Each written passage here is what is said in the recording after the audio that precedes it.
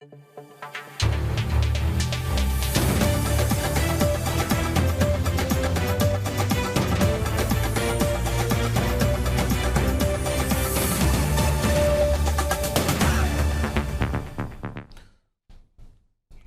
দর্শক, স্বাগত জানাচ্ছি আজকের সম্পাদকীয়তে। সাথে আছি আমি মুস্তফা খন্দকার। সরকার গণভোট এবং জুলাই সনদ অস্বীকার করে জনগণের সাথে প্রতারণা করেছে বলে মন্তব্য করেছেন এনসিপির আহ্বায়ক নাহিদ ইসলাম। তবে স্বরাষ্ট্রমন্ত্রী সালাউদ্দিন আহমেদ বলেছেন বিএনপি জুলাই সনদ অক্ষরে অক্ষরে বাস্তবায়ন করবে। এদিকে নজর আছে সংসদের দিকেও। বিরোধী দলের বিরুদ্ধে নিষ্প্রভ থাকার সমালোচনা হচ্ছে। অন্যদিকে সরকারি দলের বিরুদ্ধে উঠেছে সংসদীয় কার্যক্রমের সমন্বয়হীনতার অভিযোগ। প্রাসঙ্গিক এসব বিষয় নিয়ে আজকের সম্পাদকীয় গণভোট ও জুলাই সনদ ঘিরে বিতর্ক। এ নিয়ে আলোচনার জন্য স্টুডিওতে উপস্থিত আছেন সালাউদ্দিন আহমেদ রায়হান, কলামিস্ট ও রাজনৈতিক বিশ্লেষক, আকবর হোসেন, সাংবাদিক, এবং এস.এম. সাইদ মুস্তাফিজ, যুগ্ম সম্পাদক, জাতীয় নাগরিক পার্টি। আপনাদের তিনজনকেই স্বাগত আমাদের আজকের আলোচনায়। আমি সালাউদ্দিন আহমেদ রায়হান, আপনাকে দিয়ে আমি শুরু করতে চাই। জুলাই সনদ নিয়ে আমি যে কথাটা বললাম, এটা নিয়ে আসলে আমাদের আলোচনাটা থামছে না, এবং দিন যত যাচ্ছে তত এটা নিয়েই দলগুলোর মধ্যে এক ধরনের মতভিন্নতা বাড়ছে। যদিও বিএনপির পক্ষ থেকে বারবার আশ্বস্ত করা হচ্ছে যে জুলাই সনদের যে সকল অঙ্গীকার আছে সেগুলো তারা বাস্তবায়ন করবে, তারপরও কিন্তু এই বিতর্কের সমাধান হচ্ছে না। তো আপনার কাছে কি মনে হয় যে কেন হচ্ছে না? ধন্যবাদ, শুভেচ্ছা আমার সহলোচকদেরকে। জুলাই সনদের বিষয়টা তো আসলে আলোচনাধীন সবসময়, এটা ব্যাপকভাবে আলোচিত হচ্ছে। আপনি যেটা বললেন যে কেন এটা ভাঙছে না, এখানে ডিসপুটটা যে জায়গায় এখনও আছে, যে বিএনপির পক্ষ থেকে সবসময় যেটা বলা হচ্ছে যে আমরা জাতীয় সংসদের দক্ষিণ প্লাজায় যে জুলাই সনদ স্বাক্ষরিত হয়েছে সবার উপস্থিতিতে, সেটা আমরা অক্ষরে অক্ষরে বাস্তবায়ন করব। সেখানে বেশ কিছু সেই জুলাই সনদেই বেশ কিছু বিষয়ের উপর নোট অফ ডিসেন্ট বিএনপির পক্ষ থেকে ছিল এবং অপর রাজনৈতিক দল থেকেও ছিল। কিন্তু যখন আপনার গণভোট নেওয়া হয়, বিশেষ করে 48টা বিষয়ের সাংবিধানিক বিষয়ের উপর গণভোট নেওয়া হয়, তখন মূলত চারটা বিষয়ের উপর প্রশ্ন করা হয় গণভোটে, এবং সেখানে 4টা বিষয়ে প্রশ্ন করা হয়। এবং প্রশ্নটার আমি নিজে যেটা বুঝি, যে আমি যদি হয়তো 3টা বিষয় ঐকমত্য হলাম, একটাতে হলাম না, বা 2টাতে ঐকমত্য হলাম, 2টাতে হলাম না, এই ধরনের কোনো অপশান কিন্তু ছিল না। 4টা বিষয় ওরাই ফরম্যাট সাজিয়েছে, এবং ওখানে নোট অফ ডিসেন্টের বিষয়গুলো কোনো উল্লেখ ছিল না। বিএনপির দিক থেকে সবসময় কিন্তু ওই মূল যে জুলাই সনদ যেটা স্বাক্ষরিত হয়েছিল, এনসিপি যেটা পরে স্বাক্ষর করেছে, ওই দিন স্বাক্ষর করেনি, ওইটার উপরই ফোকাস করা হয়েছে সবসময়। এবং সংসদেও এবার সংসদীয় কমিটি করার জন্য বিরোধী দলকে প্রস্তাব দেওয়া হয়েছে যে আমরা একটা কমিটি করে এই জুলাই সনদ বাস্তবায়নের, যেটা স্বাক্ষরিত জুলাই সনদ বাস্তবায়নের জন্য আমরা পদক্ষেপ নিই। কিন্তু এখন পর্যন্ত বিরোধী দল থেকে কোনো নাম দেওয়া হয় নাই। তারা বলছে যে আমরা আলোচনা করছি, চিন্তা করছি কি করা যায়, নিজেদের মধ্যে এনসিপি সহ, জামায়াত ইসলামী সহ আমরা আলোচনা করছি, চিন্তা করছি, ইত্যাদি ইত্যাদি। আসলে বিএনপি তো তার পজিশনটা, বা সরকার, এখন যে সরকার বলেন, তার পজিশনটা প্রথম থেকে কিন্তু পরিষ্কার। সেটা যখন এই মিটিংগুলো চলছিল, আলী রিয়াজের অধীনে যে ঐকমত্য কমিশনের মিটিংগুলো চলছিল, তখনও তারা যেইটাতে আপনার দ্বিমত করবে, দ্বিমত তাদের দিক থেকে, তাদের পয়েন্ট অফ ভিউ থেকে যেটা তাদের দ্বিমত ছিল, তারা কিন্তু টায়ারলেসলি সেটা বলে গেছে। অ্যাট দ্য এন্ড পয়েন্টে যেটা তারা এগ্রি করবে সেটাই বলেছে। সুতরাং জুলাই সনদ যেটা স্বাক্ষরিত হয়েছিল, এটার উপরে যদি শুধুমাত্র যে এই জুলাই সনদটার বাস্তবায়ন হবে কি হবে না, এটার উপর যদি শুধু গণভোট হতো, তাহলে কিন্তু এই জটিলতা থাকতো না। কিন্তু এই বিএনপি বা অন্যান্য যারা স্বাক্ষর করেছিল, তাদেরকে আপনার বাইপাস করে যখন গণভোটে অন্য ধরনের কোয়েশ্চেন চলে আসলো, এটা তো আসলে তখন একটা বিরোধ দুই গ্রুপের মধ্যে তৈরি করলো আর কি। হ্যাঁ, তখন বিএনপি স্বাভাবিকভাবে 2/3 আপনার মেজরিটি পেয়েছে, এবং তারা কিন্তু আপনার ডে 1 থেকেই এই যে ডেপুটি স্পিকার পদ দেওয়ার জন্য আপনার বিরোধী দলকে বলা হলো, এটাও কিন্তু আপনার জুলাই সনদে উল্লেখ ছিল, তারা ডেপুটি স্পিকার পদ নেয় নাই। এখন আমি যেটা মনে করি, স্বরাষ্ট্রমন্ত্রী এবং কয়েকদিন আগে, এই 2-3 দিন আগে প্রধানমন্ত্রী তারেক রহমান কিন্তু একটা অনুষ্ঠান করেন, জুলাই সম্মেলন। সেখানেও কিন্তু স্পষ্টতই বলেছেন যে আমরা জুলাই সনদের প্রতিটি বিষয় আমরা বাস্তবায়ন করব। প্রতিটি বিষয় বলতে যে বিষয়গুলোতে আমরা এগ্রিড করছি নোট অফ ডিসেন্ট সহ। এখন এটা শুধু বিএনপির দিকে ঠেলে দেওয়া হয়, এখানে অপর 29টা দল কিন্তু সই করেছে একই সনদের উপরে। এখানে যেই জিনিসগুলো আপনার এনসিপি চেয়েছিল, অনেক বিষয় আছে এখানে, যেমন ধরেন আপনার একজন প্রধানমন্ত্রী 10 বছরের বেশি থাকতে পারবে না, এটা এনসিপির চাওয়া ছিল বা অন্য দলের চাওয়া ছিল। বিএনপি কিন্তু সেখানে ঐকমত্য কমিশন এগ্রি করেছে, অ্যাকর্ডিংলি জুলাই সনদে এসেছে। 70 অনুচ্ছেদের যে সংস্কারের কথা বলা হয়েছে এটাও কিন্তু এসেছে। তত্ত্বাবধায়ক সরকারের অনেকগুলা বিষয়ে মানে রাউন্ড অফ বিষয় একমত হয়েছে। পিআর কি জুলাই সনদে ছিল? পিআর পদ্ধতি যেটা পিআর পদ্ধতির কথা যেটা আছে সেটা জুলাই সনদে বিএনপি ডিসএগ্রি করেছে, নোট অফ ডিসেন্ট দিয়েছে যে আমরা সংখ্যানুপাতিক না। কিন্তু সেটাও কি প্যাকেজে ছিল? গণভোটের প্যাকেজে কি সেটা ছিল? গণভোটের প্যাকেজে প্রশ্নটা ওইরকম ভাবে ছিল যে প্রশ্নটা ছিল যে পিআর পদ্ধতিতেই হবে, পিআর পদ্ধতিতে উচ্চকক্ষ হবে। কিন্তু এই জিনিসটা আমি বলতেছিলাম আপনাকে যে পিআর পদ্ধতিতেই উচ্চকক্ষ হবে, এটা নাম্বার 2 কোশ্চেন ছিল, 2 নাম্বার কোশ্চেন এই জিনিসটা ছিল। তা এখন যদি বাংলাদেশের কেউ যদি না মানে, আমি মনে করেন আমি একজন ব্যক্তি এখানে ঐকমত্য কমিশনের বিভিন্ন ধরনের রিপ্রেজেন্টেটিভ ছিল, কিন্তু সাধারণ জনগণ কেউ যদি আমি পিআর পদ্ধতি না মানে, সেজন্য না মানে, তার অপশনটা কোথায়? সে না করার অপশনটা, আপনি জানেন যে সারা পৃথিবীতে যত গণভোট হয়েছে, ব্রেক্সিট গণভোট হয়েছে, কাতালান গণভোট হয়েছে, কোথাও কিন্তু একটার বেশি প্রশ্ন থাকে না। এখানে 4টা এমসিকিউ এর মতো কোশ্চেন কোত্থেকে আসলো? আসলে 4টা এমসিকিউ এর মতো কোশ্চেন আপনি কেন দিবেন? আপনি তো প্রশ্ন একটা থাকবে। গণভোট আগেও তো বাংলাদেশে হয়েছে, একটা কোশ্চেনই ছিল, টোটাল জিনিসটার উপর আলোচনা হয়, তারপর একটা কোশ্চেন করা হয় যে আপনি এটা মেনে নেবেন কি নেবেন না। বাট এখানে আপনার প্রশ্ন করা হয়েছে 4টা। মানুষ তো পাজল, আপনি গ্রামে ইউনিয়নের মানুষটা এই 4টার প্রশ্নের কি বুঝে না বুঝে বলেন? বা উপজেলা বা জেলা লেভেলে কতজন বুঝে, বা আমাদের থিঙ্ক ট্যাঙ্কেরই কতজন বুঝে? আমি অনেক প্রখ্যাত সাংবাদিককে টকশোতে শুনতে বলেছি যে আমি তো দুইটাতে ডিসএগ্রি করি, আমি তো পারলাম না দুইটাতে, এই জন্য আমি প্রশ্ন উত্তরই দিইনি। আমি নাম বললাম না, অনেক প্রখ্যাত সাংবাদিকদেরকে আমি দেখেছি বলতে আপনার টকশোতে। সুতরাং জুলাই সনদ আমি আপনাকে বলি, বিএনপি মানে বর্তমান সরকার অবশ্যই এটা বাস্তবায়ন করবে, কিন্তু যেই জুলাই সনদ স্বাক্ষরিত হয়েছে সেই জুলাই সনদ নোট অফ ডিসেন্ট সহ বিএনপি বাস্তবায়ন করবে। ধন্যবাদ আকবর। এই যে জুলাই সনদ এবং গণভোট নিয়ে যে বিতর্ক চলছে, তার এগুলো তো আসলে নানা রকম আলোচনা করার পরেই এসছে, তো সেইটা নিয়ে বিতর্ক চলছে। কিন্তু আমরা মাঝখানে কিছু জিনিস আসছে যেগুলো সুশাসনের জন্য জরুরি, যেগুলো যদি গভর্নমেন্ট তৈরি করে দিত তাহলে এই বিতর্কটাও কিছু থামতো এবং বিরোধী দল আশ্বস্ত হতো, এবং সেরকম কিছু উদ্যোগ দেখছি না। যেমন দুদক, মানবাধিকার commission, judiciary, separation of judiciary যেটা তত্ত্বাবধায়ক সরকার করে গেছিল, আলাদা সচিবালয়, সেগুলোর ব্যাপারে গভর্নমেন্টের অ্যাটিটিউড আমরা কিন্তু পজিটিভ দেখছি না। তো সেই ক্ষেত্রে জুলাই সনদ নিয়ে তো বিরোধী দলের সন্দেহ থাকবেই, মানে আমার কাছে মনে হয়। তো গভর্নমেন্টের কেন এরকম? দেখুন, ব্যাপারটা হচ্ছে পলিটিক্যাল। এই জন্য আমি বলবো যে এই জুলাই সনদটা বাস্তবায়ন করাটা একটু জটিল ব্যাপার। এটা আমি স্বীকার করি।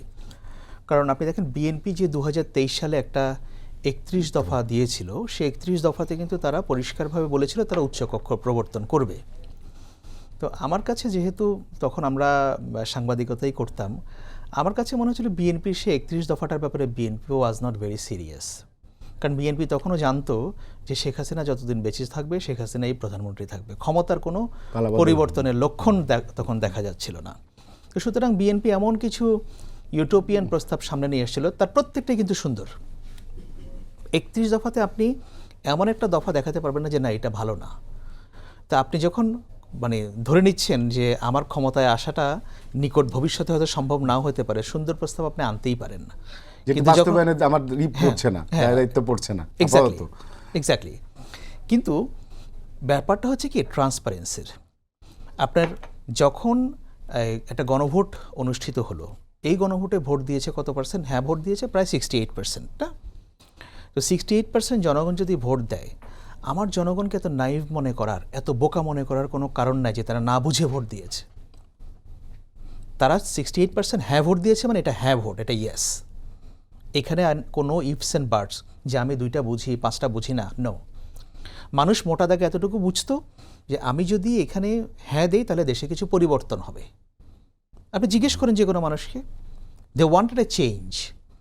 এবং এই প্রসঙ্গে আমি ওই যে প্রফেসর মুশতাক খান, লন্ডনের school of African and oriental studies, আমি ওনাকে কোট করছি। উনি নির্বাচন আগের একটা কথা বলেছিলেন, দেখেন, যারা পরিবর্তন চায় তারা জামায়াত নেতৃত্বাধীন জোটকে ভোট দেবে, আর যারা স্থিতিশীলতা চায় তারা বিএনপিকে ভোট দেবে। ব্যাপারটা আপনি খেয়াল করেন, যারা পরিবর্তন চায় তারা বিএনপিকে দিবে না। তো এখন আমি কিন্তু ব্যাপারটাকে মিউচুয়ালি এক্সক্লুসিভ মনে করি না, যে না পরিবর্তন আর হচ্ছে যে স্থিতিশীলতা, যে একটা হলে আরেকটা হবে না তা না। আমি বিষয়টাকে দেখি এই দেশের মানুষ বিএনপিকে ভোট দিয়েছিল মেজরিটি, এবং গণভোটও দিয়েছে মেজরিটি। এই দেশের মানুষ চেয়েছে যে এই পরিবর্তনটা বিএনপির হাত ধরেই আসুক, বিএনপি করুক। আমরা চাই বিএনপি করবে এই পরিবর্তনটা। এবং এই গণভোটের আগে বর্তমান প্রধানমন্ত্রী বিএনপি নেতা, তিনি তো হ্যাঁ ভোটের পক্ষে একবার দুইবার কথা বলেছেন। ওনার কথা শুনে মনে হচ্ছিল যে উনি যে খুব একেবারে নিজের মন থেকে খুব খুশি হয়ে বলছেন হ্যাঁ ভোট দেওয়ার জন্য। এটা আমার কাছে মনে হয়নি ওনার বডি ল্যাঙ্গুয়েজ দেখে, বিএনপির লোকদের বডি ল্যাঙ্গুয়েজ দেখে আমার সেটা মনে হয়নি। কিন্তু যে কোনো কারণে হোক তারা বলেছেন। এখন আপনি বলেছেন তো, নাকি আপনি বলেন নাই? তাহলে আপনি তখন বলতেন যে দেখেন এখানে অনেক ঝামেলা আছে, আমরা ক্ষমতায় আসলে আমরা যেগুলো ডিসিশন করেছি আমরা এগুলোকে আমরা এগ্রি করব। আপনি তখন তো বলেননি। তাহলে এখন আপনি এসব কথা কেন বলছেন? আমি এগ্রি করি বিএনপির সঙ্গে, এবং আমি তো মনে করি যে গণভোট হওয়াই উচিত ছিল না। এটা হতে পারতো যে একটা কনসেনসাস, একটা দালিলিক, একটা ডকুমেন্টের মাধ্যমে সেখানে সই করে যতটুকু নির্বাচিত সরকার বা পার্লামেন্ট বাস্তবায়ন করতে পারবে সেটা করবে। কিন্তু ব্যাপারটা যখন ঘটে গেছে, এই গণভোট তো বিএনপি মেনেছে। এখন তাহলে আমার সালাউদ্দিন সাহেবের কথায় ফিরে যেতে হয়, সালাউদ্দিন আহমেদের, যে আমরা তো সব মেনে নিয়েছি শুধু ইলেকশন হওয়ার জন্য। তাহলে এটা কি প্রতারণা না? প্রতারণা না, সেটা আমাকে বলেন।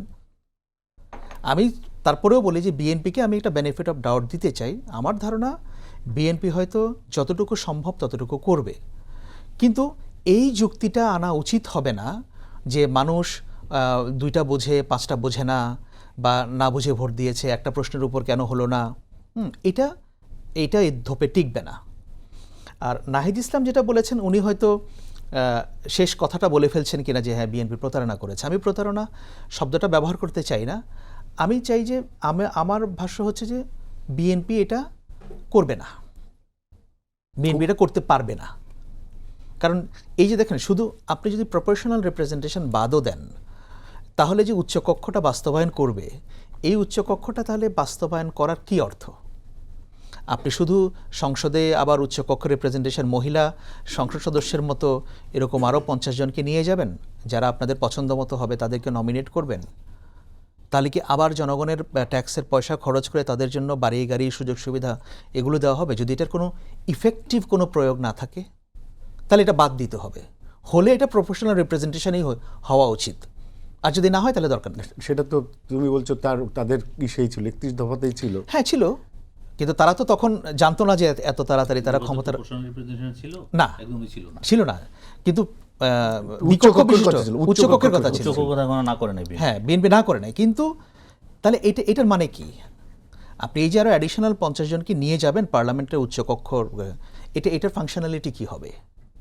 সুতরাং আমি যেটা বলতে চাই যে গণভোট যেহেতু হয়ে গেছে, গণভোটের রায়কে শ্রদ্ধা করা উচিত। আর যদি এখানে কোনো প্র্যাকটিক্যাল কোনো প্রবলেম থাকে, যে আমি হয়তো এটা বাস্তবায়ন করতে পারছি না, বা এটার মধ্যে অনেক অ্যাডমিনিস্ট্রেটিভ প্রবলেম আছে, তাহলে এখন আবার ওই যে সালাউদ্দিন সাহেব যেটা বললেন, উনি যে বিরোধী দলকে সাথে নিয়ে বিরোধী দলকে আহ্বান করেছিল, সেটাতে তারা রাজি হচ্ছে না। বিরোধী দলেরও এখানে রাজি হওয়া উচিত যে ওকে লেটস সিট টুগেদার, আমরা আবার বসে দেখি যে এটা কেন এটা করা যাবে না, বাধাটা কোথায়। হয়তো করা যাবে না, হয়তো কিছু কিছু জিনিস আসলে করা যাবে না, যেমন কিছু দুর্নীতি দমন কমিশন সংস্কার বা ইত্যাদি, এগুলো যেভাবে প্রস্তাব করা হয়েছে আমি এটার সঙ্গে একমত না। কারণ এখানে অনেক বেশি পাওয়ার কার্টেল করার এমন একটা ব্যবস্থা করা হয়েছে। কিন্তু আবার এটার মধ্যে যুক্তি আছে যে এগুলো তো ভাই সাংবিধানিক প্রতিষ্ঠান, এখানে তো কোনো অ্যাডমিনিস্ট্রেটিভ পাওয়ার এখানে ইউজ করার ব্যাপার না। তারপরেও আমাদের দেশে তো জানেন যে কোনটা সংবিধান, কোনটা অ্যাডমিনিস্ট্রেশন, কোনটা দল, এগুলো সব ওভারল্যাপ করে। আমরা তো এখনো অ্যাডভান্স ডেমোক্রেসি হই নাই, আমরা এখন সবেমাত্র শুরু করেছি। এই প্রেক্ষাপট থেকে আমি বলবো যে এখন সরকারের এটা দায়িত্ব হয়ে পড়েছে বিরোধী দলের সঙ্গে বসে একটা ফর্মাল কমিটি করে, যে বিরোধী দলেরও দায়িত্ব যে এখানে রেসপন্ড করা, যে আসেন আমরা আবার দেখি সমস্যাটা কোন জায়গায় হচ্ছে, কেন আপনারা পারছেন না। সরকারও বলুক যে আমরা এই কারণে পারছি না, এই কারণে আমরা এটা করব না। এটাই হতে পারে সমাধান এই মুহূর্তে। ধন্যবাদ সাইফ মুস্তাফিজ। সেটা হচ্ছে যে আপনার নেতা নাহিদ ইসলাম যেটা বলেছেন যে জুলাই গণভোট, জুলাই সনদ অস্বীকার করে সরকার জনগণের সাথে গাদ্দারি করেছে, আর সরকার সংস্কারের বদলে সংবিধান সংশোধনের কথা বলছে। তা সংস্কার এবং সংশোধনের মধ্যে কি খুব বেশি আলাদা কিছু আছে?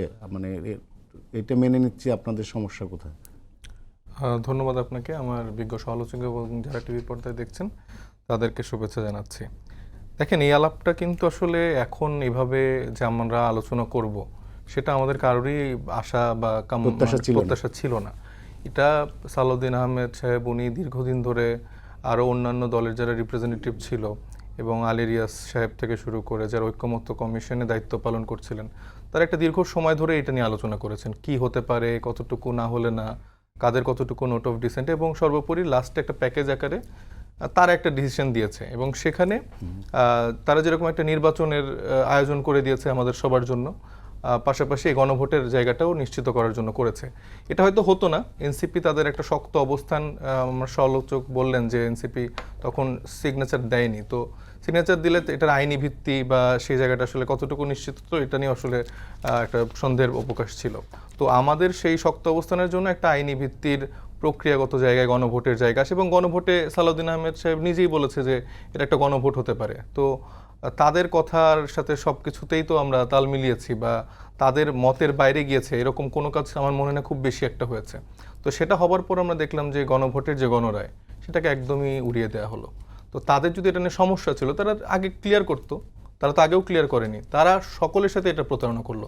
এখন এসে তারা নানা রকম ফন্দি ফিকির এটে যদি বলে না এটা না ওইটা, এভাবে না ওইভাবে, তাহলে তো বারবার যখন ইতিহাসকে আমরা চিন্তা করি যে 90-এর 3 জোটের রূপরেখা থেকে শুরু করে এরকম রাজনৈতিক যে অঙ্গীকারনামাগুলো ছিল, যেটা আসলে সবসময় রাজনৈতিকই ছিল, কখনো জনগণের স্বার্থে তারা সেই কমিটমেন্টগুলো ফুলফিল করেনি। এবং বর্তমানেও আমরা যেটা মনে করি যে বর্তমান যে সরকার আছে তারাও সেই সংস্কারের ধারে কাছেও যেতে চায় না, যেটা তারা কিছুটা এদিক সেদিক করবে। যেরকম আপনি দেখে থাকবেন যে বিষয়গুলোতে তাদের নোট অফ ডিসেন্টও ছিল না, গুরুত্বপূর্ণ যে অধ্যাদেশগুলো ছিল সেখানে মানবাধিকার কমিশন অধ্যাদেশ, গুম অধ্যাদেশ, এই অধ্যাদেশগুলো তারা বাতিল করে দিল, এবং বাতিল করে তারা বললো যে আরও শক্তিশালীভাবে এটা নাকি গঠন করা হবে। আমি সম্ভবত 2 দিন আগে একটা ড্রাফটের ভার্সন দেখলাম, সেখানে মোটামুটি এটা হাসিনার আমলের সময়কার যেই ক্রাইটেরিয়াগুলো ছিল সেটাই মোটামুটি ফুলফিল করেছে। তো আমি খুব বেশি শক্তিশালী বা আলাদা করে কোনো কিছু দেখছি না। যদিও দাবি করা হচ্ছে যে বিএনপি সবচেয়ে বেশি গুম খুন এর ভিতর দিয়ে সাফারিংসের মধ্যে দিয়ে গিয়েছে, তো তারা সব থেকে রিয়েলাইজ করতে করবে। না সত্য, কিন্তু কাজে তো আমি দেখতে পাচ্ছি না। এখন ব্যাপারটা যদি এরকম হয় যে আমি গুম হয়েছি তোরা কেন হবি না, এই ক্রাইটেরিয়াতে যদি হিংসাত্মক রাজনীতিটা তারা ফিল করে সেটা একটা রকম আলাপ। আর যদি তারা মনে করে যে না আমার এরকম সাফার করে আসছি, আমার নেক্সট জেনারেশন বা আমার অন্য কোনো মানে প্রতিবেশী, আমার বিরোধী দল, ভিন্ন মত কেউ যেন এটা দিয়ে সাফার না করে, সেটা আর একরকম। তো আমি তো এই সাইডটা আসলে খুব একটা দেখতে পাচ্ছি না। আমার মনে হচ্ছে যে বিএনপি পাল্টা জায়গাটাই বেশি দেখা যাচ্ছে। যেভাবে চলছে তাদের তো গুম, তারা সেই টেন্ডেন্সির মধ্যেই নেই, সুতরাং কমিশন করার দরকার আছে। কিভাবে একজন কার্টুন আঁকলো তাকে রাত্রে তুলে নিয়ে যাওয়া হলো? সোশ্যাল মিডিয়ার পাওয়ারটা তো এখন অনেক বেশি স্ট্রং, তো আস্তে আস্তে তো ওইদিকে নিয়ে যাওয়া হচ্ছে। আপনার মীর শাহ আলমকে নিয়ে নিউজ হচ্ছে, সেটা আবার রাতারাতি চলে যাচ্ছে।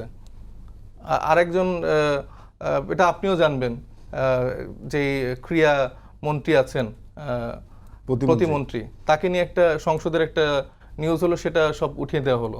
তো এরকম তো চলছে, সবে তো 4 মাস বয়স। হাসিনার তো হাসিনা হতে প্রথম 4 বছর তো হাসিনা কিছুই করেনি। প্রথম 4 বছর তো হাসিনা তো একদম দেবদূত ছিল, তার লোকজন তো দেবদূত ছিল। এটা তো আস্তে আস্তে ক্রমান্বয়ে জিনিসগুলো বেড়েছে, বিল্ড আপ করেছে। তো সেই পথেই তো বাংলাদেশ আবার পেছনে মানে টেক ব্যাকের মতো আসলে পেছনের দিকে হাঁটছে কিনা আমি আসলে বুঝতে পারছি না। আচ্ছা, সালাউদ্দিন রায়হান, 4 মাসের সরকারের যে অবস্থা সাহেব মুস্তাফিজ দেখছেন, তাতে আপনাদের ভবিষ্যতে হাসিনা হওয়ার সম্ভাবনা আছে আপনার সরকারে। এবং উনি বললেন যে আপনারা নিজেরাই যদি এত গুম হন আপনাদের নেতাকর্মীরা দলের, তাহলে আপনাদের এরকম একটা কমিশন করতে আপত্তি কোথায়? কমিশন তো করবেই, কমিশনের কথা উনি যেটা বললেন যে। আচ্ছা, পাশাপাশি আমি আরেকটা প্রশ্ন একটু রেজ করি, সেটা হচ্ছে গতকাল এনসিপির যে পদযাত্রা ছিল সেখানে সাভারে তাদের উপর হামলা হয়েছে। সেই হামলার পরিপ্রেক্ষিতে আমরা দেখলাম যে 2 জন ছাত্রলীগ নেতা, যুবলীগ নেতাকে তারা অ্যারেস্ট করা হয়েছে। ভালো কোশ্চেন করেছেন আপনি। দেখেন যে হামলা হওয়ার পরে মানে 1 মিনিটও যায় নাই, তারেক রহমান রক্তের হোলি খেলা শুরু করেছে, বক্তৃতা শুরু করে দিল কিন্তু। ঠিক আছে, তা আপনি পরিবর্তনের সংস্কৃতি কোথায় পাচ্ছেন? কিন্তু আপনি দেখেন, আমি বলি, সেই বক্তব্যটা বাদ দিলেও আপনি আপনার একটা রাজনৈতিক দলের সমাবেশ সে ইটার রক্ষা করার দায়িত্ব তো সরকারের। না, সরকার অবশ্যই সেখানে যদি কোনো ব্যর্থতা, আজকে তথ্য উপদেষ্টা বলেন নাই, তথ্য উপদেষ্টা তো আজকে প্রেস ব্রিফিং করেই বলেছে যে এটা কোনোভাবে কাম্য নয় এবং এটা আপনার যথাযথ তদন্ত করে ব্যবস্থা নেওয়া হচ্ছে। যে ভুল হলে তো আপনার সেটা সময় দিতে হবে, তাই না?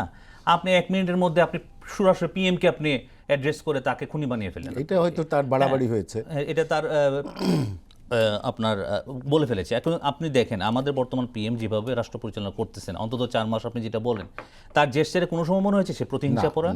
তার মাকে যেভাবে প্রতিনিয়ত এই কথাটা বলে যাচ্ছে যে আমি তো ইচ্ছা করলে আমাকে আল্লাহ রাব্বুল আলামিন সে ক্ষমতা দিয়েছে। প্রতিহিংসা। হ্যাঁ, আর আমি খুবই স্ট্রংলি অপোজ করি আকবর ভাইয়ের সাথে, খুবই স্ট্রংলি।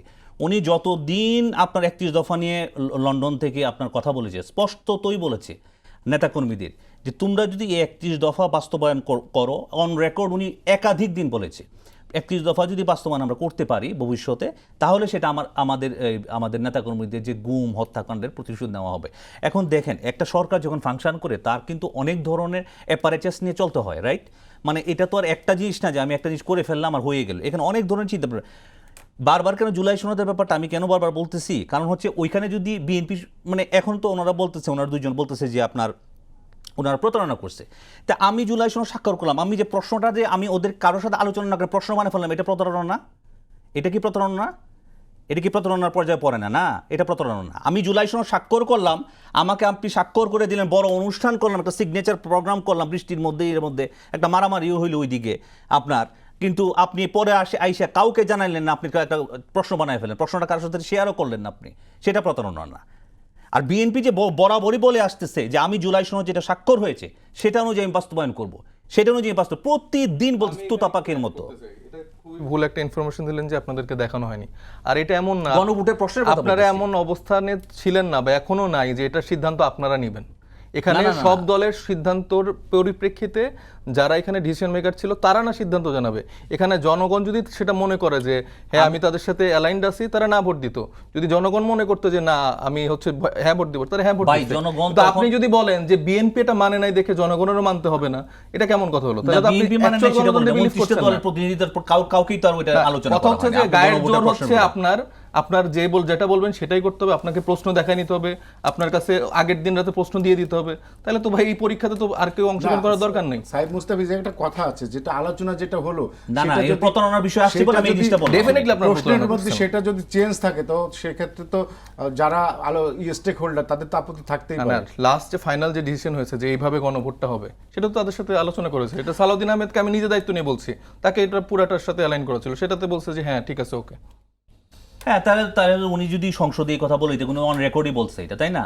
ওনার সাথে যেরকম করা হয়েছে উনি ওইরকম করছে, ওনাকে যে প্রশ্ন দেখানো হয়েছে ওই প্রশ্ন তারপরে এটা থাকে নাই, ঠিক আছে? তো উনি ওই কথাই বলেছে আর কি। এখন এটাকে আপনারা যেভাবে ইন্টারপ্রিটেশন বিভিন্ন ধরনের হতেই পারে।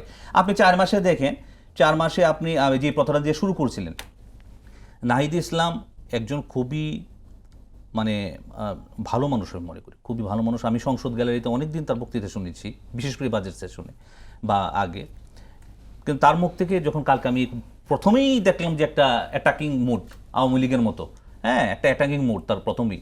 তার তো আগে জিনিসটা বলা উচিত ছিল যে এখানে এই যে ঘটনাটা ঘটছে, যে এই ঘটনাটা আসলে কীভাবে ঘটলো আপনারা তদন্ত করেন, ইমিডিয়েট 3-4 ঘন্টা বা 5 ঘন্টা, যেহেতু এখন টেকনোলজি অনেক ফাস্ট, আপনি ইমিডিয়েট নেন, আলটিমেটাম দেন। তারেক রহমানের আপনার বর্তমান যে রাষ্ট্র পরিচালনা, আমি যেটা বলতেছিলাম, তার রাষ্ট্র পরিচালনা কোনোভাবে মনে হয় না যে উনি প্রতিহিংসা পড়েন। বর্তমানে উনি ওনার জীবনযাত্রা চলন বলেন, মানুষের প্রতি তার সহমর্মিতা বলেন। এই যে আজকেও দেখেন একজন জুলাই শহীদের মা ওনার সাথে দেখা করেছেন, এটা কিন্তু উনি নির্বাচিত হওয়ার আগেই এই জুলাই শহীদের আপনার ভাইটা ক্যান্সার আক্রান্ত, জিহাদের ভাই জিসান ক্যান্সার আক্রান্ত, ওইটা কিন্তু উনি নির্বাচিত হওয়ার আগেই তার দায়িত্ব নিয়েছেন। এবং অ্যাকর্ডিংলি এখন ফাতেমাতুজ জোহরা তার মাকে চিকিৎসার জন্য উনি একটা চাকরির একটা মানে যেটা তার অ্যালাইন একটা চাকরির জন্য তাকে ব্যবস্থা করে দিবেন। সুতরাং ওনার যে আন্তরিকতা নাই তা না। এইবার বাজেটে দেখেন ইন্টারিম সরকার যে আপনার যে ইটা বহাল রেখেছিল আপনার ওদের জন্য যে অ্যাকোমোডেশনের ব্যবস্থা, সেই অ্যাকোমোডেশনের জন্যও কিন্তু আপনার ধারাবাহিকতা 300 কোটি টাকার আপনার একটা বরাদ্দ রেখেছে সরকার, ধারাবাহিকতা। জুলাই যোদ্ধা এবং জুলাই শহীদ তাদের যে উপকারভোগীর ভাতা, উপকারভোগীর সংখ্যা 1857 জন বৃদ্ধি করে 16,000-এর উপরে নিয়ে যাওয়া হয়েছে। এবং সেই আপনার টাকার অ্যামাউন্টও আপনার 3 ক্যাটাগরি করা হয়েছে আপনার জুলাইয়ের বেলায়। সুতরাং বিএনপির বা সরকারের আন্তরিকতা নাই তা তো না। এবং বিএনপি তো বরাবরই ভাই একদম প্রথম থেকে আজ পর্যন্ত কোনো সময় তার স্ট্যান্ড থেকে সরে নাই। সে বরাবরই বলছে আমি জুলাই সনদ অ্যাকর্ডিংলি জুলাই সনদ যেটা স্বাক্ষরিত হয়েছে আমি সেটা বাস্তবায়ন করব, আমি সেই অনুযায়ী বাস্তবায়ন করব। হ্যাঁ, সুতরাং নাহিদ ইসলামের এই বক্তব্যটা আমি মানে আমার কাছে অ্যাকসেপ্টেবল মনে হয় না। আজকে দেখবেন যে এই যে যুবলীগের দুজন ধরা পড়ছে, এবং আপনি যেটা বলেন যে সরকার কেন ই করে, জাহিদ ডাক্তার জাহেদ তথ্য উপদেষ্টা উনি তো স্পষ্টতই বলেছেন। এবং আরেকটা দাবি ওনাদের ছিল যে বা সবারই ছিল, ওনাদের শুধু না, যে জুলাই স্মৃতি জাদুঘর এই আগস্টের মধ্যে, এবং এটা 5ই আগস্টের আগে উদ্বোধন হবে। আজকে পলিসি অ্যান্ড স্ট্র্যাটেজি উপদেষ্টা সেটা কিন্তু স্পষ্টতই বলেছেন। এটা নিয়ে অনেক ধরনের কথাবার্তা হচ্ছে, ওরা এটা বিএনপি সরকার উদ্বোধন করবে না, এখানে অনেক ধরনের মানে কুটচাল হচ্ছে, অমুক তমুক এই সেই। তাই আজকে তো সেটা থাকলো না, তাই না? সুতরাং বিএনপি একটু টাইম দিতে হবে ভাই, একটু সময় দিতে হবে। আপনি 17 বছরের জঞ্জাল আপনি একদম 2 দিন মানে আউটরাইটেড আপনি রিজেক্ট করে দিবেন, মানে কিভাবে সম্ভব? সবকিছু এখনও দেখবেন যে আপনার বিভিন্ন জায়গায় দেখা যায় যে বিভিন্ন মন্ত্রণালয়ে আওয়ামী লীগের ফেসিস্টরা বসা। এটা তো এখন যদি 30 জন আপনার পুলিশ সদস্য সরাইলো, আপনার ইমিডিয়েট একটা নিউজ হয়ে গেল 30 জন পুলিশ সদস্য সরাইছে। কাদেরকে সরানো হচ্ছে? যারা একদম খুব থ্রেটেনিং ফর দ্য গভর্নমেন্ট, তাদেরকে, বা একদম তারা নিজেরাই আওয়ামী লীগের পারপাস সার্ভ করতেছে স্টিল নাও ফেসিস্টদের, তাদেরকে হয়তো সরানো হচ্ছে। ঠিক আছে, এরকমভাবে আস্তে আস্তে কিন্তু মডিফিকেশনের দিকে যাওয়া হচ্ছে। সুতরাং you have to give time to the government তাদেরকে ফাংশন করার জন্য। এবং আমি আপনাকে এই কথাটা বলি, জুলাই সনদটা এইভাবে বাস্তবায়ন হবে। এবং ওনার সাথে একটা বিষয় একমত, এবং যেটা আপনার বিরোধী দলকে বারবারই প্রস্তাব দেওয়া হচ্ছে, এবারও প্রস্তাব দিয়ে কিছুদিন আগে আইনমন্ত্রী কিন্তু বলেছে সংসদে, এখনও বাজেট সেশন চলতেছে, আজকেও চলতেছে, যে আপনারা কিন্তু দয়া করে নাম দেন, আমরা বসলে সামনাসামনি বসলে আরও কিন্তু অনেক বিষয় সলিউশন হতে পারে। আপনি যদি নাই বসেন তাহলে সলিউশনটা হবে কীভাবে? একবার সংসদে নানা রকম কথা হচ্ছে, বিরোধী দল সংসদে ঠিক তার বিরোধী দলের মতো অ্যাক্ট করতে পারছে না। অন্যদিকে সরকারি দলের যারা সংসদ সদস্য আছেন তারা প্রধানমন্ত্রী না থাকলে ঠিকভাবে পারফর্ম করেন না, এবং সবাই প্রধানমন্ত্রীর দৃষ্টি আকর্ষণের জন্য বক্তব্য বিবৃতি রাখেন। স্পিকার নিয়ে কয়েকবার রুলিং দিয়েছেন। তো সংসদকে আপনি কিভাবে দেখছেন? আচ্ছা, আমি প্রথমে ওই সালাউদ্দিন রায়হান সাহেবের একটা কথা ধরে আসি যে দেখুন, বিএনপি প্রতারণা বলছে যে এটি ইন্টারিম সরকার প্রতারণা করেছে, যে আমরা যেভাবে চেয়েছিলাম এটা পরবর্তীতে আমাদেরকে ভিন্ন ডকুমেন্ট দিয়ে গণভোট করেছে। আর এনসিপি এবং জামায়াত বলছে যে বিএনপি প্রতারণা করেছে। আমি কিন্তু প্রতারণা শব্দটা ব্যবহার করিনি। আমি বলতে চাই যে এখানে আসলে হোয়াট ওয়েন্ট রং, এই জিনিসটাকে নির্ণয় করার ব্যাপার আছে। এটা হচ্ছে প্রথম কথা। দ্বিতীয় কথা হচ্ছে যে বারবার যখন বলা হচ্ছে যে হ্যাঁ আপনি প্রতারণা করছেন, ইন্টারিম সরকার প্রতারণা করেছে, ভাই এখানে তো প্রতারণার কিছু নেই। আপনি তো ওই ডকুমেন্টটা দেখেই আপনি হ্যাঁ ভোটের পক্ষে প্রচারণা করেছেন। আমার প্রশ্নটা ওখানেই। এমন তো না যে ভোটের দিন সকালবেলা এসে সবাই দেখলো যে আরে ব্যালটের মধ্যে 4টা প্রশ্ন, এটা তো আমরা আগে জানতাম না। এটা তো মানুষ 4 মাস আগে জানতো। এবং আজকে যারা ক্ষমতা তারা এটার পক্ষে প্রচারণা করেছে, একজন না, বর্তমান প্রধানমন্ত্রী করেছেন, ইলেকশন কমিশনে গিয়ে নজরুল ইসলাম খান সাহেব বলেছেন, বিভিন্ন জায়গায় তাদের নেতাকর্মীরা বলেছেন। তো তারা তখন না বলতেন। প্রশ্নটা ওই জায়গায়, প্রশ্নটা কি বাস্তবায়ন করতে পারবে আর কি বাস্তবায়ন করতে পারবে না সেটা কিন্তু অন্য জায়গায়। আমি জানি যে এখানে অনেক কিছু আছে বাস্তবায়নযোগ্য, হয়তো না, এগুলোকে আরেকটু ফাইন টিউনিং করতে হবে, অফকোর্স করতে হবে। তো সুতরাং প্রতারণা যে পরস্পরকে বলা হচ্ছে, ব্যাপারটা প্রতারণার না। ব্যাপারটা দেখতে হবে যে আমার এখানে সমস্যাটা কি হচ্ছে। আপনি যদি না পারেন, আপনি কেন পারছেন না, এটাকে আপনি খোলামেলা করে বলেন। এটা হচ্ছে প্রথম কথা। আর সংসদের ব্যাপারটা হচ্ছে কি যে সংসদে আমাদের এখানে তো আপনি যে প্রসঙ্গগুলো বললেন, আমাদের এখানে তো সংসদের যে কার্যপ্রণালী, বিধি মেনে চলা বা একটা ইফেক্টিভ সংসদ করা, এটা কিন্তু আমরা প্র্যাকটিক্যালি 1991 থেকে 96 এবং এরপরে 96 পর্যন্ত আমরা দেখি নাই। দেখেন আওয়ামী লীগ কিন্তু 3 বছর আগেই তখন ওয়াকআউট করে সংসদ ছেড়ে বেরিয়ে গেছিল। বিএনপি পার্লামেন্টে ছিল 96 থেকে 2001 পর্যন্ত। সো ওই সংসদটাকে যদি আপনি দেখেন, ওইটাই ছিল মোটামুটি একটা মানে অপোজিশনের পার্টি, যে সেখানে অপোজিশনেরটা বেশ ভালো রোল প্লে করেছিল, কারণ বিএনপি তখন অনেক শক্তিশালী বিরোধী দল ছিল, সেটা একটা ব্যাপার। এখন আমাদের এখানে যাদেরকে এমপি করা হয়, নমিনেট করা হয়, এমপিদের অনেক কাজ থাকে। আপনি যদি এমপি শুধু যদি সে ল মেকার হতো, তার একটাই কাজ, তাহলে সে দেখতেন পার্লামেন্টে এসে পড়ে থাকতো। আপনি তো তাকে এলাকার টিআর জিআর কাবিকা খালেতো এমপিদের দায়িত্ব। দায়িত্ব না, কিন্তু তারা তো দেখছে, রাস্তাঘাট পর্যন্ত তারা দেখছে। এখন এগুলো হচ্ছে রিয়েল সংস্কার, যে আমি কার কাছ থেকে কি রোল চাই। আপনি ব্রিটেনে যান, যে ব্রিটেনে যারা স্থানীয় সরকার প্রতিনিধি বিভিন্ন কাউন্সিলে যারা আছে তাদেরকে কিন্তু সবাই চিনে, কিন্তু এমপিকে তাদেরকে সবাই চিনে না। দু একজনকে চিনে যারা পার্লামেন্টে অনেক ভালো বক্তব্য দেয় বা, কিন্তু ওভারঅল গভর্নেন্স সিস্টেমটা কিন্তু পরিচালনা করছে লোকাল গভর্নমেন্ট। সো এমপিদের কিন্তু সেখানে ভূমিকা খুব বেশি নাই। তা আমরা তো ওই দিকে যাওয়া তো এখনও বহু পরের ব্যাপার, আরও অনেক পরের ব্যাপার। বাট আমি ওভারঅল আপনি যদি সংসদের এনভায়রনমেন্টের কথা বলেন, পলিটিক্যাল এনভায়রনমেন্টের কথা বলেন, আমি এটাকে খুব খারাপ মনে করি না এখনো পর্যন্ত। অনেক ঝামেলা আছে যে হ্যাঁ কেউ সংসদে থাকে না, বিরোধী দল ঠিকমতো আছে কিনা। যেমন আমি জামায়াতে ইসলামের পারফরমেন্স আমি খুবই হতাশ। আমরা এত বছর যা শুনে এসেছিলাম যে জামায়াতের নাকি প্রচুর প্রফেশনালসরা আছে, তাদের লোকজন অনেক বিদগ্ধ পণ্ডিত, এরকম আছে না। কিন্তু আপনি দেখবেন যে খুব ভালো স্পিচ পার্লামেন্টে জামায়াতে ইসলামের, কাউন্টার স্পিচ আমরা দেখতে পাচ্ছি না, মানে আমি এখনো পর্যন্ত দেখি নাই। এখন আমি কি এটা আমার চোখ, সময় অসত্য তথ্য দিয়ে সংসদ, এটা কি আমার চোখ এড়িয়ে গেল নাকি ব্যাপারটা হয়নি, এটা দেখতে হবে। কিন্তু আপনি দেখেন ওভারঅল পলিটিক্যাল এনভায়রনমেন্টের কথা যদি বলি, যে পিএম মানে প্রধানমন্ত্রীর সঙ্গে বিরোধী দলীয় নেতার মাঝে মধ্যে সাক্ষাৎ হচ্ছে, তারা বসছেন, কথা বলছেন, একটা যৌথ কমিটিও হয়েছিল জ্বালানি সংকট নিরসনের জন্য, হ্যাঁ। এবং এখনো পর্যন্ত কিন্তু পার্লামেন্টে এইটা হয়নি যে কোরাম সংকট যে ব্যাপারটা, এই 4 মাসের আমরা কিন্তু 2টা সেশনে আমরা একটাও দেখিনি, যেটা আমরা অতীতে হরহামেশা আমরা রিপোর্ট করতাম না যে কোরাম সংকট হতো না, নাই পার্লামেন্টে কেউ নাই, স্পিকার এসে বসে আছে, তো সেটা এখনো হয়নি।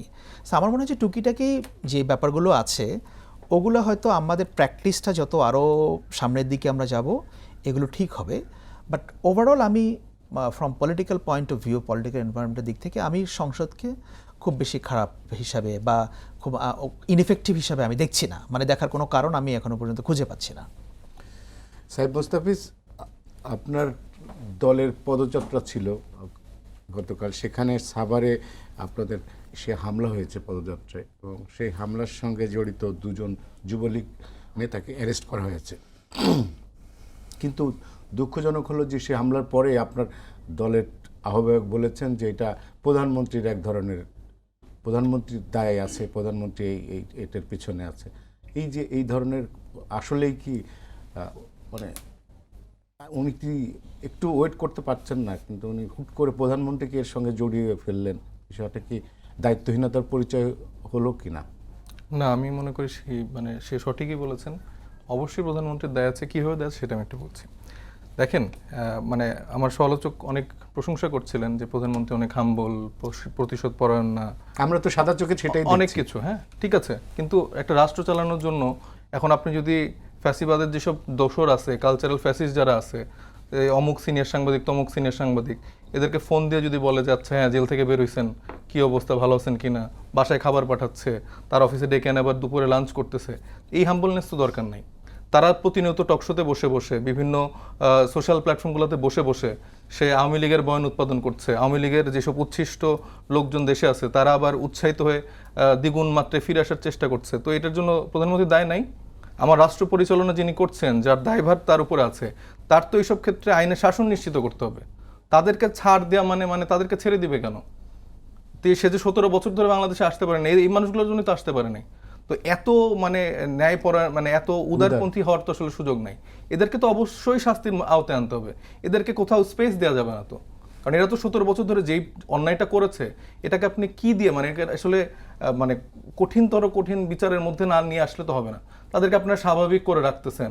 তারপর আমাদের জুলাই পদযাত্রাটা যখন আমরা অ্যানাউন্স করেছি, মানে বেশ কয়েকদিন আগে কিন্তু অ্যানাউন্স করা হয়েছে, প্রত্যেকটা স্কেডিউল আকারে দেওয়া হয়েছে। সেখানকার স্থানীয় প্রশাসনকে আগে থেকে জানানো হয়েছে, গোয়েন্দা সংস্থানকে জানানো হয়েছে, যতগুলো রাষ্ট্রীয় সংস্থা আছে যারা আসলে একটা সভা সমাবেশ করার আগে জানাতে হয় বা তাদের সাথে ইনফরমেশন আদান প্রদান করতে, সেই প্রত্যেকটা ক্রাইটেরিয়া আমরা ফুলফিল করেছি।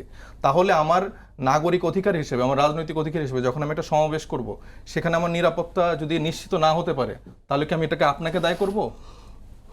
স্বরাষ্ট্রমন্ত্রী তারেক রহমান, এদেরকেই তো আমরা দায়ী করবো। উনি প্রধানমন্ত্রী, উনি এটা দায়িত্বশীল জায়গা থেকে তার স্বরাষ্ট্র মন্ত্রণালয়কে, যে স্বরাষ্ট্রমন্ত্রী তাকে সে আদেশ করতে পারছে না নাকি ডিফ্যাক্টো তিনি প্রধানমন্ত্রী তাকে আদেশ করছেন?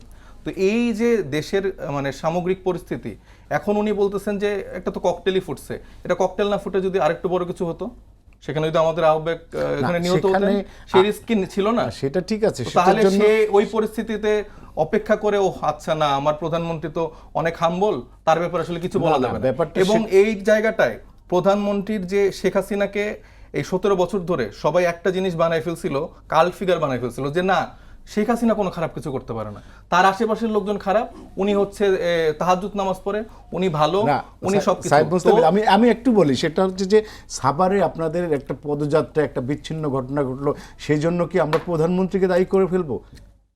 এটা তো একটা দেশের যে কোনো এখন সমস্যা হইলে, কারণ এই জন্যই তো দায়িত্বপ্রাপ্ত মন্ত্রী আছে, থানা পুলিশ আছে, আমরা সরাসরি কেন এত এক্সট্রিম পর্যায়ে যাব? এদের মানে আমরা কি আরো একটু সরাসরি স্বরাষ্ট্র হতে পারি কিনা? মন্ত্রণালয় বা বাংলাদেশের যত মন্ত্রণালয় যেগুলো ফাংশনেবল আছে, এই জায়গাগুলোতে একজন মানে অভিভাবকটা কে? সবার অভিভাবকটা কে? প্রধানমন্ত্রী নিশ্চয়ই। প্রধানমন্ত্রী তো এবং অবভিয়াসলি বাংলাদেশের অভিভাবক। নাহিদ ইসলাম অত্যন্ত বাংলাদেশে এখন অত্যন্ত গুরুত্বপূর্ণ একজন ব্যক্তি। জুলাই গণঅভ্যুত্থানে তার ভূমিকা যদি আপনারা স্বীকার না করেন, সেটা আসলে আমার কাছে কেন স্বীকার করব? এরকম অবশ্যই এরকম একজন লোকের কিছুটা তো লাইফ থ্রেটেন একটা সিচুয়েশন আছে, সেটা আমরা দেখেছি, এটা ইন্ট্রিম সময়েও ছিল।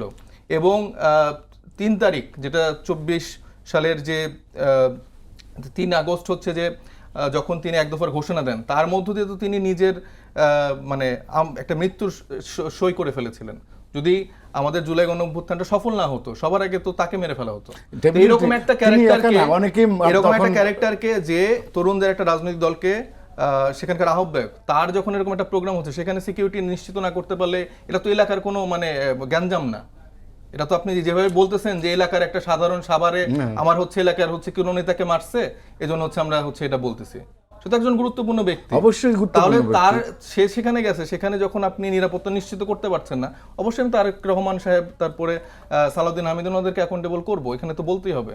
এবং তাদেরকে তো ছাড় দেওয়ার সুযোগ নেই যে না আপনারা বাদে, আপনার পুলিশ হয়তো খারাপ, আপনারা ঠিক আছেন। এই পুলিশ তো তাৎক্ষণিকভাবে তার এর মেজার নিছে যে, আমি তো বললাম, আপনি এখন মানে রোগী মারা যাওয়ার পরে ডাক্তার আসলে তো আমার লাভ নেই। কিন্তু এটা তো আপনার ওই সমাবেশটা এমনও কোনো জায়গায় হয় নাই। হয়েছে তো আপনাদের সমাবেশটা, বন্ধ তো আর হয়নি। সমাবেশে আমাদের সেখানকার নেতাকর্মী ছিল, আমাদের লোকজন ছিল, আমরা তো সেখানে নিজেদের চেষ্টা করেছি। তাই আমি বলছি যে সেই সময়ে যে একটা ঘটনা ঘটে ফেললো, ওই যে যেমন শরীফ ওসমান হাদির, তারটা তো ধরেন যে উনি রাস্তা দিয়ে যাচ্ছিলেন, তার জন্য কি আপনি ইউনূসকে দায়ী করবেন? অবশ্যই সেখানে তো অবশ্যই ইন্টারিম গভর্নমেন্টের কিছুটা দায় আছে, কিছুটা দায় আছে, কিন্তু এদিকে আপনি সরাসরি, আমরা তো বলছি যে হাদি তো রাস্তাতে যাওয়ার সময় পুলিশকে জানাই যায় নাই, ওইখানকার রাস্তাঘাটে তো জানাই যায় না, এখানে তো একটা সমাবেশ হচ্ছে, দুইটা তো ডিফারেন্ট থিং।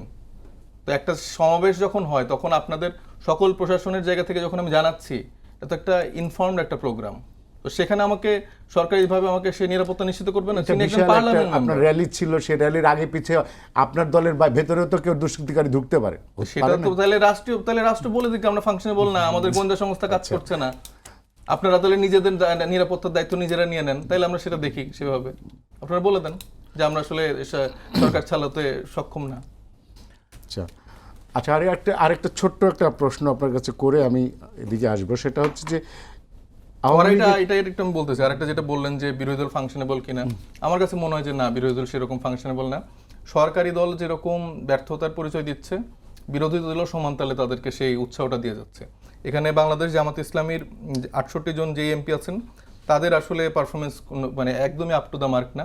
আমাদের এনসিপির যেই কয়েকজন আছে তারা চেষ্টা করছে, তবে সেটাও আমার কাছে আসলে আপ টু দ্য মার্ক আসছে না, কারণ জুলাইয়ের যে গণভোট, সেটার জন্য আসলে এখন কোনো আলাপ আসছে না, বাজেট নিয়ে আসলে কোনো গুরুত্বপূর্ণ আলাপ আলোচনা আমরা দেখছি না।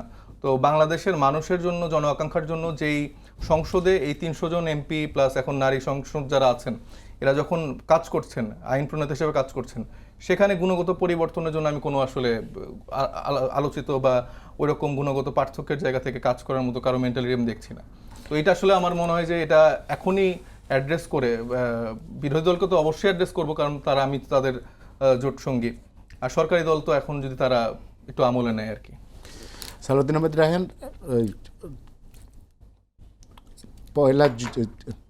4 জুলাই যে প্রোগ্রামটা হলো বিএনপি, সেখানে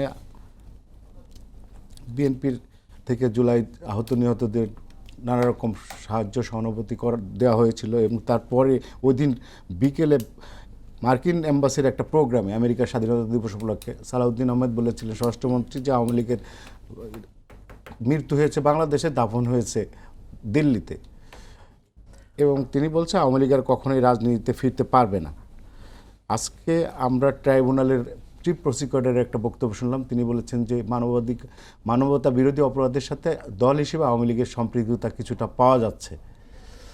তো আমার প্রশ্ন হচ্ছে যে তার মানে কি সরকার আওয়ামী লীগকে নিষিদ্ধ করার মানে আইনগতভাবে এই ধরনের পথে হাঁটছে কিনা? না, অবশ্যই আওয়ামী লীগ তো এখন কার্যক্রম এক ধরনের নিষিদ্ধ আছে আর কি। সেটা আছে সাময়িকভাবে, সাময়িকভাবে দল নিষিদ্ধ হিসেবে আছে। নাই, দল কার্যক্রম হিসেবে নিষিদ্ধ। যেটা হচ্ছে যে স্বরাষ্ট্রমন্ত্রী যেটা বলেছেন, দল হিসেবে এটা মানে কোর্টের মাধ্যমে আইনগতভাবে এটা বিচার প্রক্রিয়া শুরু করা হবে, সেটাই বলেছেন, এবং এটা তো অবশ্যই করা উচিত। কিন্তু আমার বক্তব্য হচ্ছে স্বরাষ্ট্রমন্ত্রী বলার পরে কেন ট্রাইব্যুনাল এই কথাটা বললো? ট্রাইব্যুনাল না, ট্রাইব্যুনাল তো ইনভেস্টিগেশনের মধ্যে ছিল। ট্রাইব্যুনাল ওয়াজ ইন ইনভেস্টিগেশন, মানে তারা তো ইনভেস্টিগেশন প্রসেস চালাই যাচ্ছে প্রতিনিয়ত। ট্রাইব্যুনাল গঠিত হওয়ার পরে কিছু কিছু রায়ও এসেছে, এবং আওয়ামী লীগের ব্যাপারে ইনভেস্টিগেশন চলতেছিল। তো প্রত্যেকটা জিনিসই তো অবশ্যই এখানে সরকারের একটা মানে চাহিদার বা তাদের মানে যেটাকে বলে আপনার তাদের ঔদার্যের একটা বিষয় থাকে অবশ্যই। সেখানে স্বরাষ্ট্রমন্ত্রীর বক্তব্যের পরে আপনি বলছেন যে ওই বক্তব্যটা দিচ্ছে, আমার ঠিক ওইরকম কোইন্সিডেন্স মনে হয় না। আমার মনে হয় যে ধারাবাহিকভাবেই কিন্তু বর্তমান যে চিফ প্রসিকিউটর এর আগেও বলেছে, বিভিন্নভাবে বলেছে, এবং অবশ্যই আওয়ামী লীগের এটা বিচার হতেই হবে।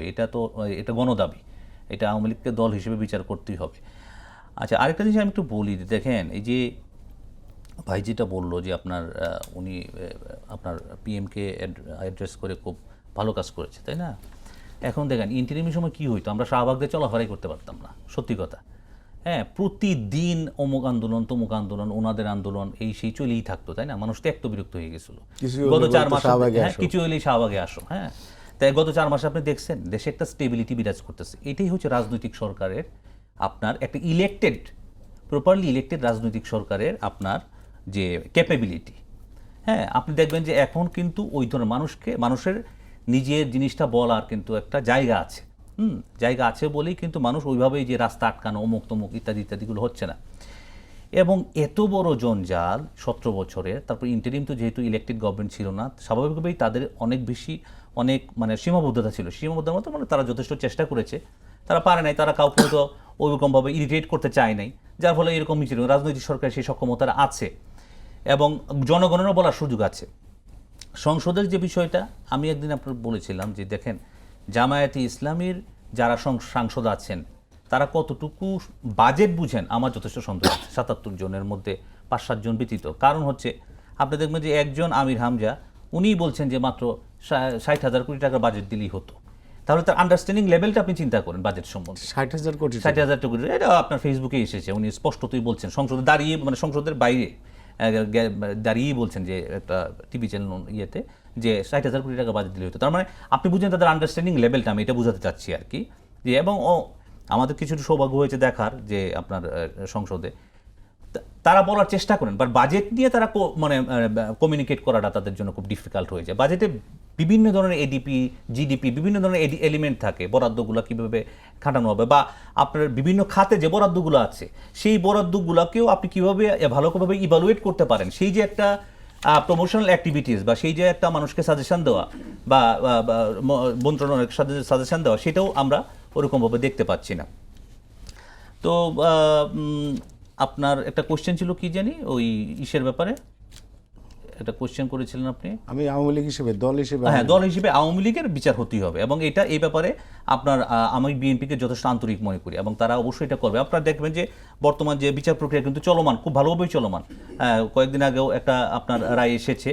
তো রায় তো আসলে দেয় বিচারক, বিভিন্ন ধরনের পর্যায়ে। হাসানুল্লাহ কিন্তু রায় নিয়ে যে কথাটা এসেছিল যে সাজা কেন কম হলো, এটার বিরুদ্ধে অ্যাপিল করবে, কিন্তু হ্যাঁ, অ্যাপিলে আরও বেটার রায় আসতে পারে। সুতরাং এটা মনে করার কোনো কারণই নাই। এবং তারেক রহমান সাহেব কিন্তু আপনার এই গত যে জুলাই যে ইয়েতে ওনার নিজের বিচারের কথা নিয়ে না বলো, জুলাই ওনার নিজের মা বা ভাইয়ের যেই রেফারেন্স দিয়ে বলেছেন যে ওইটা না, কিন্তু উনি জুলাই যারা শহীদ, যারা আহত, তাদের প্রত্যেকের কথা বলেছেন, তাদের প্রত্যেকের যে বিচার, মানে তাদের প্রত্যেকের যে তাদেরকে যে অন্যায় করা হয়েছে, তাদেরকে যে আহত করা হয়েছে, তাদের নিহত করা হয়েছে, প্রত্যেকটা বিচারের আপনার সুষ্ঠুভাবে হবে এবং বিচারটা কার্যকরী হবে, এটা কিন্তু অন রেকর্ড বলেছেন উনি। আওয়ামী লীগ প্রসঙ্গে একবার হঠাৎ করে বিএনপির এইরকম মানে শক্ত অবস্থানের পেছনে কি কারণ থাকতে পারে? বিএনপির অবস্থান আওয়ামী লীগের ব্যাপারে এটাই, কারণ হচ্ছে বিএনপি যেহেতু রাষ্ট্র ক্ষমতায় আছে, কিন্তু বিরোধী দল থেকে অভিযোগ ছিল বিএনপি অনেক সহানুভূতিশীল। সেটা আমি বলছি যে বিএনপি যেহেতু রাষ্ট্র ক্ষমতায় আছে, বিএনপির ল্যাঙ্গুয়েজটা অপোজিশনের মতো হবে না। মানে আপনি সেগুলো বিভিন্ন সায়েন্স দিয়ে, সিমটম দিয়ে আপনি বিচার করবেন, অ্যানালাইজ করবেন। কারণ বিএনপি খুব ভালো করেই জানে বাংলাদেশে যদি ক্ষমতার যে কোনো পালাবদলে বিএনপি আবার ভিকটিম হবে, এবং তাদের মূল প্রতিপক্ষ এখন যারা মাঠে আছে তারা না, তাদের মূল প্রতিপক্ষ অন্য জায়গায়। আর বিএনপি তো বাংলাদেশে এই প্রথম রাষ্ট্র পরিচালনায় আসে নাই, এবং এর নতুন রাজনৈতিক দলও না, তারা এর আগে বাংলাদেশে 3 বার রাষ্ট্র ক্ষমতায় ছিল। সুতরাং BNP is not so naive. BNP যেটা হচ্ছে যে তারা একটু একটা লিবারেল অ্যাটিটিউড নেওয়ার চেষ্টা করেছিল বা দেখাচ্ছিল যে ওকে দেখি কি হয়। কারণ এখন তো বিএনপি রাস্তায় নেমে মারামারি করবে না আওয়ামী লীগের সঙ্গে বা অন্য যে কারোর সঙ্গে, সেটা করা উচিত হবে না। এখন আপনি দেখেন সমস্যাটা যেখানে হচ্ছে যে এনসিপি এবং জামায়াত ইসলামী যেটা করছে, এটা আমি মুস্তাফিজ ভালোই বুঝবেন হয়তো, যে তারা মনে করে কি জুলাই অভ্যুত্থানের সোল এজেন্ট তারা। এটা একদমই ভুল ধারণা। তখন তো এনসিপির কোনো অস্তিত্বই ছিল না। এনসিপি তো তৈরি হলো জুলাই অভ্যুত্থানের আরও 6-7 মাস পরে গিয়ে, এবং তারা এবং তারা এই জুলাই অভ্যুত্থান থেকে, দেখেন বিএনপিকে জুলাই অভ্যুত্থান থেকে আওয়ামী লীগও আলাদা করতে চায়, এনসিপি এবং জামায়াতও আলাদা করতে চায়। আওয়ামী লীগ কীভাবে আলাদা করতে চায়? আওয়ামী লীগ দেখাতে চায় যে এই জুলাই অভ্যুত্থানটা হচ্ছে ইউনূস, জামায়াত আর এনসিপির কাজ, বিএনপি এটাতে এতটা ইনভলভ না। আওয়ামী লীগের এটার মধ্যে উদ্দেশ্য হচ্ছে এতে করে তারা জানে যে বাংলাদেশে যদি তারা ইফেক্টিভ বা কামব্যাক করতে হয়, বিএনপির একটা হেল্প তাদের লাগবে, আদারওয়াইজ পারবে না। এই জন্য তারা সেটা করতে চায়। আর জামায়াত এবং এনসিপি যেটা করতে চায়, বিএনপিকে কর্নার করতে চায় ওই জুলাই অভ্যুত্থানটাকে সামনে এনে। কিন্তু বাস্তবতা কি তাই? আমরা তো মাঠে ছিলাম, বিএনপির মাঠ পর্যায়ের নেতাকর্মীদের কী রোল সেটা তো আমরা দেখেছি, আমাদের চোখের সামনে এগুলো ঘটেছে। তো বিএনপি কেন জুলাই অভ্যুত্থানকে তারা ওন করবে না, এইটা আমি বুঝি না। আপনি আওয়ামী লীগকে কামব্যাক করানোর কথা বা এটা নিয়ে আশঙ্কা প্রকাশ করছে বিএনপি, এনসিপি এবং জামায়াত এত ভয় পায়। আমি একটা প্রশ্ন সাইব মুস্তাফিজকে করি, আমি এই প্রোগ্রামেই বসে আমি করেছিলাম এর আগের, যে জামায়াত এবং এনসিপির কি ক্ষমতা আছে আওয়ামী লীগকে ট্যাকল দেওয়ার? আছে রিয়েলি? আমার মনে হয় না, পারবে না সাংগঠনিকভাবে নাই। আপনি দেখেন বিএনপি এই যে যত জায়গায় তারা একদিকে লিগালি ব্যাপারগুলোকে তারা বলছে, অন্যদিকে মাঠ পর্যায়ে কিন্তু আওয়ামী লীগকে বিভিন্ন জায়গায় ট্যাকল করেছে বিএনপির কর্মীরাই। এখন বিএনপির সমস্যাটা হচ্ছে কি, বিএনপি তো যেহেতু একটা বড় দল এবং বিভিন্ন মত এবং বিভিন্ন পথের দল আছে, হয়তো একটা অংশ আওয়ামী লীগের প্রতি সফট কর্নার বা ইনডিফারেন্ট হতে পারে। আমি বলবো না যে সফট কর্নার, দে আর ইনডিফারেন্ট, তারা মনে করে যে ওকে ফাইন, তাতে কি আসে যায়। কিন্তু ওভারঅল বিএনপির যে আপনি মনোভাবটা দেখেন, সেটা কিন্তু ওইরকম না। এবং এই বিষয়টা জুলাই যে ব্যাপারটা, এই তো যে জুলাই অভ্যুত্থান নিয়ে যে প্রোগ্রামটা করলেন, এখানে তো ক্লিয়ার করে দিল বিএনপির লিডারশিপ যে তারা জুলাইকে কিভাবে দেখে। কিন্তু ওই যে ব্যাপারটা আর কি, বিএনপির ভুলটা হয়েছে কি শুরু থেকে জানেন, জামায়াত এবং এনসিপি যখন তাদেরকে কর্নার করা শুরু করেছে, মনে হচ্ছিল বিএনপি জুলাই নিয়ে ক্ষান্ত দিয়েছে, বিএনপির সন্তর্পণে ওখান থেকে নিজেকে আলাদা করে নিয়েছে। তো ওইটাও বিএনপির ঠিক হয় নাই। বিএনপি কখনো ফার্মলি অনেক জায়গা থেকে তারা বলে নাই, সমস্যারে বলে নাই না এটা আমাদের, উই ওন ইট। হ্যাঁ, বলেছে টুকিটাকি, কিন্তু সেটা মানে জামায়াত এবং এনসিপির যে ভয়েসটা যেভাবে ট্রাভেল করেছে, বিএনপিরটা ওইভাবে ট্রাভেল করে নাই। এটা হচ্ছে একটা বড় জিনিস। আর দুইটা কথা এখানে বলি, দেখেন একবার একটু সংক্ষেপে। হ্যাঁ, সংক্ষেপে বলছি যে সালাউদ্দিন রায়হান সাহেব একটা কথা বলছিলেন যে বিভিন্ন জায়গায় প্রশাসনিক রদবদলে সমস্যা হচ্ছে বা হবে, এটা সময় লাগবে। We all agri that. কিন্তু প্রবলেমটা হচ্ছে, দেখেন আমি জাস্ট পররাষ্ট্র মন্ত্রণালয়ের একটা উদাহরণ দিলে আপনি বলবেন যে কর্মকর্তা জেনেভাতে মানবাধিকার লঙ্ঘনের ঘটনাগুলোকে ব্যাপকভাবে ডিফেন্ড করেছে, ভিলিফাই করেছে তৎকালীন বিরোধী দলকে, তাকে এখন বিএনপি সরকার নিউ ইয়র্কে জাতিসংঘের পার্মানেন্ট মিশনে দেওয়ার জন্য তোড়জোড় শুরু করেছে। এটা কে দিচ্ছে? এটাকে জামাত দিচ্ছে? এনসিপি দিচ্ছে? এ তো বিএনপি দিচ্ছে। তাহলে কেন? এটা নিয়ে তো প্রশ্ন তুলছে। আপনি দেখবেন যে জুলকারনাইন সায়ের এটা নিয়ে প্রশ্ন তুললো, তাসলিম খলিল এটা নিয়ে প্রশ্ন তুললো। সো বিএনপির ভেতরে কিন্তু একটা ইনফিলট্রেশন আছে, এবং সেই ইনফিলট্রেশন কারা আমি আপনাকে বলে রাখি, সেই ইনফিলট্রেশন হচ্ছে তারা যারা এদেশে কোনো ক্ষমতার পালাবদল হলে এখানে তারা থাকবে না। তারা বিএনপিকে নানাভাবে বিভিন্ন জায়গায় বিভিন্ন মুখে দাঁড় করিয়ে দেওয়ার চেষ্টা করছে, but this is not overall BNP sentiment. Exactly. সাহেব মুস্তাফিজ, 2 মিনিটে এই যে আওয়ামী লীগের ফেরা এবং বিএনপির বিভিন্ন জায়গায় যে জাতিসংঘের বিষয়টা, এটা আসলে ব্যাপকভাবে আলোচনা হচ্ছে। যে আওয়ামী লীগে একদিকে আমরা আওয়ামী লীগকে বিএনপি বলছে যে তাদেরকে রাজনীতি করতে দেবো না, আরেক জায়গায় বিভিন্ন জায়গায় আওয়ামী লীগকে আবার প্যাট্রোনাইজ করছে, এইটা মানে কেন? দেখেন মানে আকবর ভাই মোটামুটি আলাপটা বলে দিয়েছে আসলে কেন বলছি, আবার কেন আবার নাও। অনেক ক্ষেত্রে যখন নির্বাচন হলো তখন তো ধরেন যে আমি নির্বাচন করেছি সিরাজগঞ্জ 6 আসন থেকে, একটু সংক্ষেপে তো বলবেন, সেই এক জায়গা মিনিটে। থেকে ধরেন যে তখন একরকম যারা এই যে বললাম যে উচ্ছিষ্ট কিছু আওয়ামী লীগের যারা আসলে কোথাও কোথাও পালিয়ে আছে, তাদেরকে একরকম কমিটমেন্ট বা একরকম জায়গায় বলা হচ্ছিল যে আচ্ছা আমরা দেখতেছি তোমাদেরকে ফিরে আনার জন্য, কারণ সম্ভাব্য তারা ওই রকম একটা আওয়াজ প্রথম থেকে দিচ্ছিল যে গভর্নমেন্ট ফর্ম করবে বা এরকম একটা জায়গা। তো সেটা একটা পয়েন্ট যে এখানে এরকম একটা নেগোসিয়েশন বা এরকম একটা কাজ হয়েছে। আবার পরবর্তীতে যখন মানে সরকার গঠন করা হলো, সেখানে নিয়োগের ক্ষেত্রে বা পদোন্নতির ক্ষেত্রে এরকম কিছু কিছু লোককে আমরা দেখছি যে আসলে স্পেস করে দেওয়া হচ্ছে। আমি একটু আগে যখন বললাম যে কালচারাল ফ্যাসিস্ট বা এরকম, আপনি নিজেও আমি দেখেছি লিখেছেন, তো এই মানুষগুলোকে তো কারা স্পেস দিচ্ছে? এটা তো আর জামাত আর এনসিপি দিচ্ছে না। তো সেই ক্ষেত্রে তো আমি বলবো যে নর্মালাইজ করার ক্ষেত্রে বা আওয়ামী লীগকে প্রাসঙ্গিক করার ক্ষেত্রে বা ফেরানোর ক্ষেত্রে একটা তো ভূমিকা বিএনপি রাখছে। আবার পাশাপাশি যখন মানে প্রধানমন্ত্রী বা স্বরাষ্ট্রমন্ত্রী এই শক্ত ভূমিকা রাখছেন, সেক্ষেত্রে আমরা আশাবাদী হতে চাই যে অবশ্যই তারা সেই জায়গাটা রাখবেন। এবং জুলাই গণ অভ্যুত্থান কখনোই মানে এনসিপির একক কোনো জায়গা না, বা জামাত বা বিএনপিরও না, এটা সকলের। এটা আমি মানে বিশ্বাস করতে চাই না যে এরকম আসলে আমরাও মনে করি এটা আসলে সবার। কারণ আমরা দেখেছি যে ছাত্র দল এখানে কি ভূমিকা রেখেছে, বিএনপির নেতারা কি ভূমিকা রেখেছে, জামাতের নেতারা ভূমিকা রেখেছে, প্রত্যেকের ইন্ডিভিজুয়াল ভূমিকা ছিল। তো এখানে আসলে এটা এবং সবাইকে মিলে এই জুলাই এবং আমাদের এটা আসলে মানে খেয়াল রাখতে হবে, আমরা টেবিলে বসে যতই মানে মত পার্থক্যের জায়গা থেকে কথাবার্তা বলি না কেন, জুলাইয়ের ক্ষেত্রে আমাদের এক থাকতে হবে। জুলাইয়ের ক্ষেত্রে এক থাকলে এই পরাজিত শক্তি আর কখনো ফেরার সুযোগ পাবে না। ধন্যবাদ সাহেব মুস্তাফিজ, আকবর হোসেন এবং সালাউদ্দিন রায়হান। দর্শক, এই ছিল আজকের সম্পাদকীয়তে। আগামীকাল আবার দেখা হবে একই সময়। শুভরাত্রি সবাইকে।